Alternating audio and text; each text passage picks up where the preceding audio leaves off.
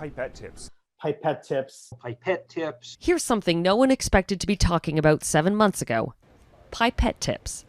A tiny piece of plastic that's crucial in a COVID-19 test, and the latest part of the supply chain that's nearly impossible to get.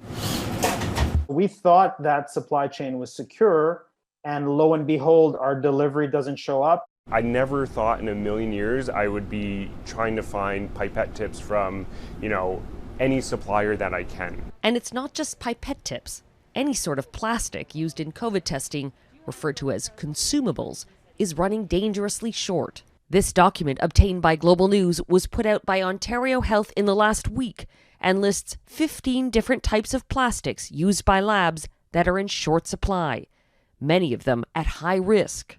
We contacted the companies listed, and only one of them responded, saying because of American demand, getting any product out of the U.S. is impossible, and they're now looking to China. Like all of that back corner with the yellow tags, those are all pipette tips. This never-before-seen footage taken inside the shared hospital lab at Toronto's Sunnybrook Health Sciences Centre shows a stockpile of these scarce plastics. If you run out of one piece of your algorithm, the whole lab comes to a halt. At St. Joseph's Hospital in Hamilton, a former office is now a secret storage closet. So this is gold. This is gold. And these boxes will only last 2 weeks. The fact that we even have to lock up our supplies and gloves and keep them in an area so that other people don't know about it, it's unbelievable. Some distribution companies have now taken to rationing items.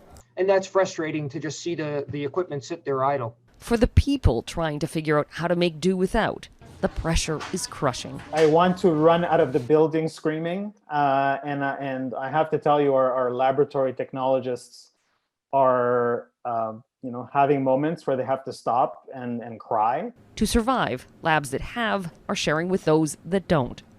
And if a lab still can't process tests, samples are being shipped elsewhere. This is not a normal procedure. This is full-time crisis, wartime mode. The question many are now asking is, why didn't Canada secure a domestic supply chain for its labs like it did with PPE? The federal government says it has signed contracts with companies to source some supplies in Canada, but the bottom line is labs are still struggling. Carolyn Jarvis, Global News, Toronto.